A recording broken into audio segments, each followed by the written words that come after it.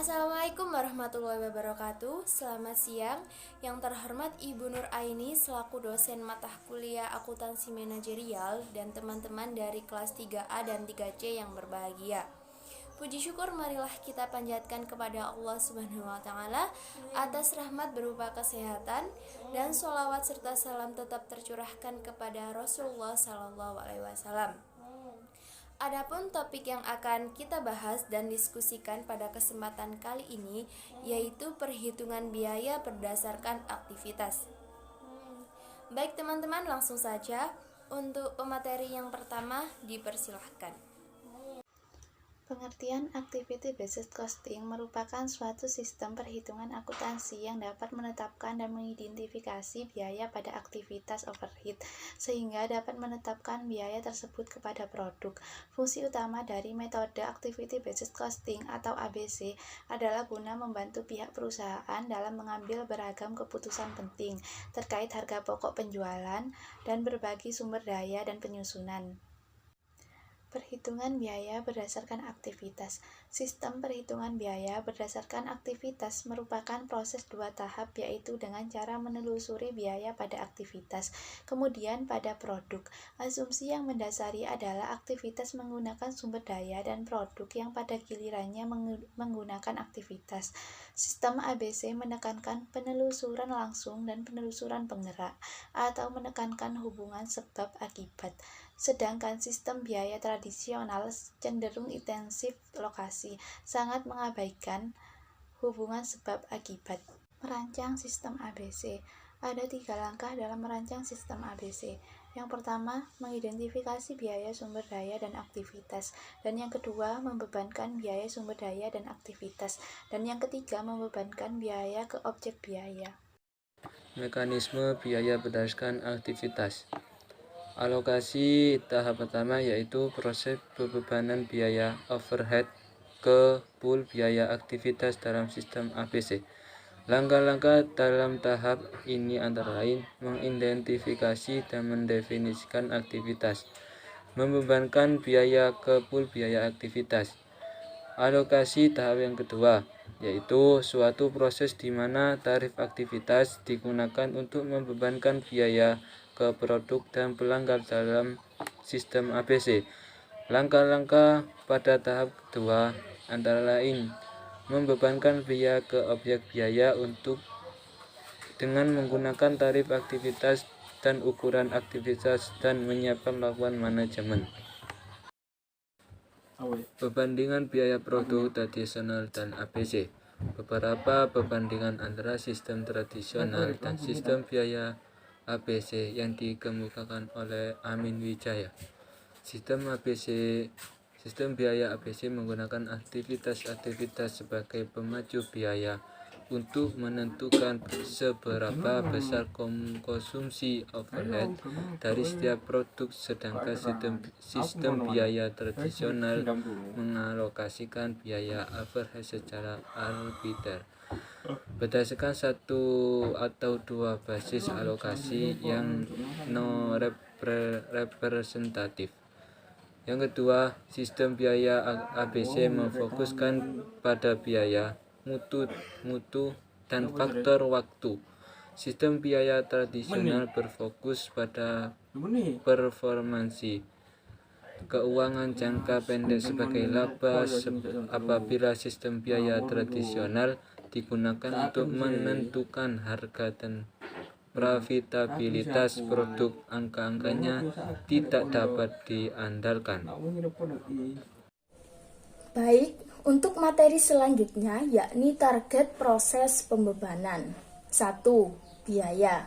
Biaya adalah kas atau ekuivalen yang dikorbankan untuk mendapatkan barang atau jasa yang diharapkan memberi manfaat saat ini atau di masa datang bagi organisasi.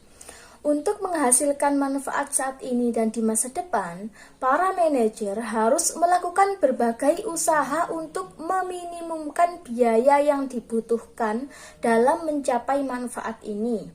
Mengurangi biaya yang dibutuhkan untuk mencapai manfaat tertentu berarti perusahaan lebih efisien.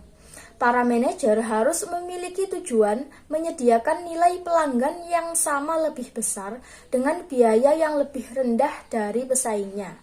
Dengan begitu, berarti perusahaan telah mencapai keunggulan kompetitif. 2. Objek biaya. Sistem akuntansi manajemen dibuat untuk mengukur dan membebankan biaya kepada entitas yang disebut dengan objek biaya. Objek biaya adalah setiap item seperti produk, pelanggan, departemen, proyek, aktivitas, dan sebagainya di mana biaya diukur dan dibebankan. Sebagai contoh, jika kita ingin menentukan biaya produksi 1 unit sepeda, maka objek biayanya adalah sepeda. Akhir-akhir ini, aktivitas muncul sebagai objek biaya yang penting. Aktivitas adalah suatu unit dasar dari pekerjaan yang dilakukan dalam suatu organisasi. Aktivitas dapat pula didefinisikan sebagai agregasi dari berbagai tindakan dalam suatu organisasi yang bermanfaat bagi para manajer untuk tujuan perencanaan, pengendalian, dan pengambilan keputusan. Aktivitas memainkan peranan penting dalam pembebanan biaya ke objek biaya lainnya dan merupakan unsur penting dari sistem akuntansi manajemen kontemporer. Keakuratan pembebanan.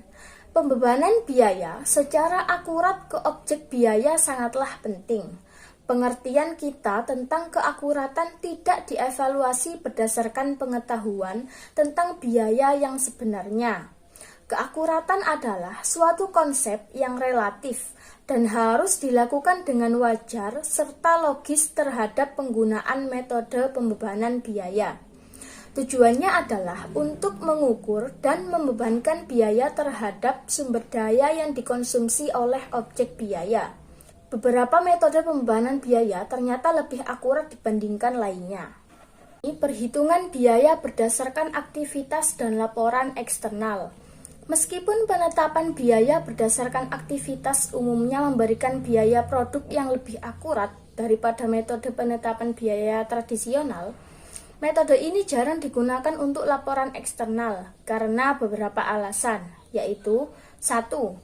Laporan eksternal kurang rinci dibandingkan laporan internal yang disiapkan untuk pengambilan keputusan. Pada laporan eksternal, biaya produk individual tidak dilaporkan. Harga pokok penjualan dan penilaian persediaan diungkapkan, tetapi tidak dirinci berdasarkan produk. Jika beberapa produk under cost dan beberapa over cost, kesalahan cenderung saling mengimbangi ketika biaya produk ditambahkan bersama-sama. 2. Seringkali sangat sulit untuk melakukan perubahan dalam sistem akuntansi perusahaan. Sistem akuntansi biaya resmi di sebagian besar perusahaan besar biasanya tertanam dalam program komputer kompleks yang telah dimodifikasi di rumah selama bertahun-tahun. Sangat sulit untuk membuat perubahan dalam program komputer tersebut tanpa menyebabkan banyak kesalahan program, sehingga tidak berfungsi sebagaimana mestinya. 3. Sistem ABC seperti yang dijelaskan dalam bab ini tidak sesuai dengan prinsip akuntansi yang berlaku umum atau GAAP. Sebagaimana biaya produk yang dihitung untuk laporan eksternal harus mencakup semua biaya produksi dan hanya biaya produksi. Tetapi dalam sistem ABC, seperti yang dijelaskan dalam bab ini, biaya produk mengecualikan beberapa biaya manufaktur dan mencakup beberapa biaya non-manufaktur. Dimungkinkan untuk menyesuaikan data ABC pada akhir periode agar sesuai dengan GAAP, tetapi itu membutuhkan lebih banyak pekerjaan. 4. Auditor cenderung tidak nyaman dengan alokasi yang didasarkan pada wawancara dengan personel perusahaan. Data subjektif tersebut dapat dengan mudah dimanipulasi oleh manajemen untuk membuat laba dan variabel kunci lainnya terlihat lebih menguntungkan. Untuk semua alasan ini, sebagian besar perusahaan membatasi upaya EBC mereka pada studi khusus untuk manajemen, dan mereka tidak berusaha mengintegrasikan penetapan biaya berdasarkan aktivitas ke dalam sistem akuntansi biaya formal mereka. Baik, di sini saya akan membacakan dari kelemahan metode ABC, Activity Based Costing. Yang pertama yaitu alokasi, yang artinya beberapa biaya yang dialokasikan secara sembarangan karena sulitnya menemukan aktivitas biaya tersebut.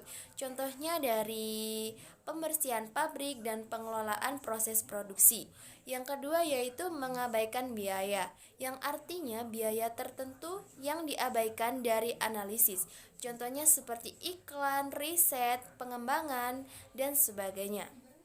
Yang ketiga yaitu pengeluaran dan waktu yang dikonsumsi. Di samping memerlukan biaya yang sangat mahal, ABC, Activity Based Costing ini juga memerlukan waktu yang cukup lama. Demikian itu tadi presentasi dari kelompok 6 materi perhitungan biaya berdasarkan aktivitas yang disampaikan oleh para pemateri. Baik, langsung saja kita lanjut diskusi menggunakan e-learning Yudarta. Saya sebagai moderator mohon maaf atas ketidaksengajaan untuk kesalahan kata dan perbuatan dari saya. Wassalamualaikum warahmatullahi wabarakatuh.